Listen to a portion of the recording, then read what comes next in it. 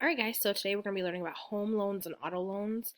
Um, we are in the portion of our class where we're talking about what Dave Ramsey suggests not having loans, excuse me, and paying cash for everything. But in reality, that's not always going to be feasible for everyone. So I'd like to educate you about different types of loans so that way you are aware of what's out there in the case that you find yourself needing a loan. We're first going to talk about auto loans. Automobile loans, you can go two different routes. The first route you can go is there's a new car auto loan or there's a pre-owned car auto loan. So let's start with new car first.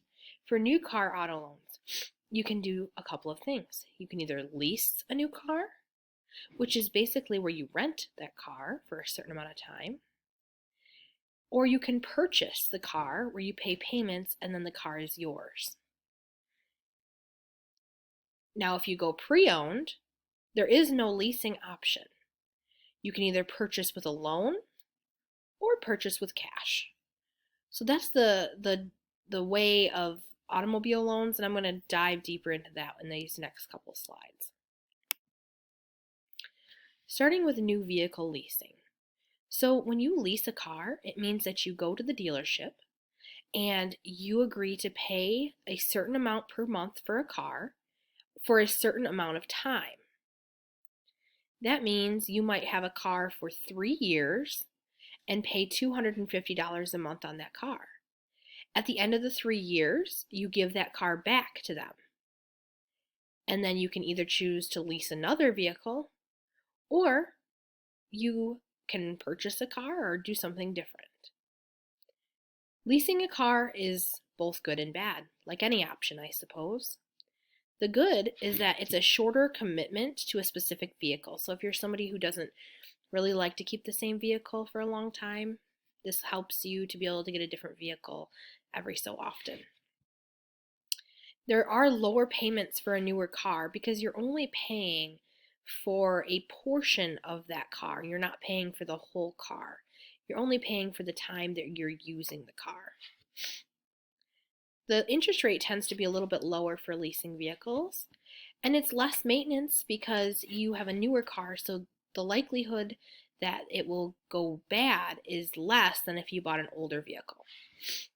Now, there are bad things about it too. There are limitations on mileage, distance, and time. So for example, if you lease the vehicle for 2 years and you lease it for 20,000 miles, if in that 2 years you go over the 20,000 miles, you then have to pay per mile that you've gone over. So it can be really bad if you go over those miles. There are people who end up paying thousands and thousands of dollars because they go over their miles. In the long run, it can become more expensive because you will always have a car payment. The car is not yours, so when you are driving it and you have to give it back, if there are damages, you have to pay for those damages before the car is returned. You also do become trapped in a cycle of leasing because of fees. So they might say, okay, Stephanie Bowerson, you leased this car and you went over your miles and you owe $5,000. But if you lease another car from us, we'll just wash away that $5,000. So you become trapped in this cycle because car dealerships know what they're doing. Now, you can purchase a new car with a loan. The good is that eventually you will own the car and it'll have value. Any money you put into the car goes to your family as you drive it. You don't have limitations on miles or distance, and you will not be penalized because the car is yours. There are no hidden fees except for maintenance. You can make modifications to the car. I know some of you like tinted windows or bigger tires or whatever have you. And the price can be negotiated. The bad is that higher payments are when you purchase, you have a higher payment because you're paying for the whole car and not a portion of the car. And so you are stuck with the same car for a long period of time, but I guess if you get a car you like, that shouldn't be too big of an issue. And the car's value depreciates really quickly and it'll never be worth what you owe. So if you got into a situation where you couldn't afford the car anymore and had to get rid of it, you're never going to get the amount that you owe for that car. A pre-owned vehicle. So you can finance a pre-owned vehicle with a loan. Now, if you finance it with a loan, there's some issues. The car might not last as long as the loan. So you might get a car and get a loan for 5 years and the car dies in 3 years. Well, guess what? You're still responsible for paying those 2 years even though the car is dead and you can no longer use it. You're going to pay for the car while paying for repairs and maintenance. So a pre-owned vehicle does come with a lot more maintenance and repairs than a newer vehicle. If you have a family member or if you're good with cars, then that's not as big of an issue. But going to a mechanic tends to be quite pricey. You may become upside down on your vehicle if you owe more than it's worth. So if your car is only worth $5,000 and you owe $10,000, that car is going to probably die before you get it paid off, which means that you are now paying on something that you don't even have anymore. Paying with cash.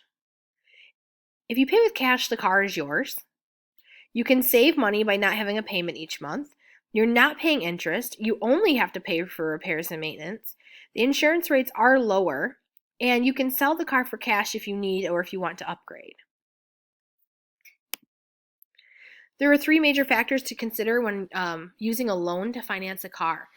The loan amount, which is the total amount you're borrowing to get the car. The annual percentage rate, also known as the APR, and that is the amount of money that the bank is making off of you because you are borrowing their money, so they're charging you to borrow their money.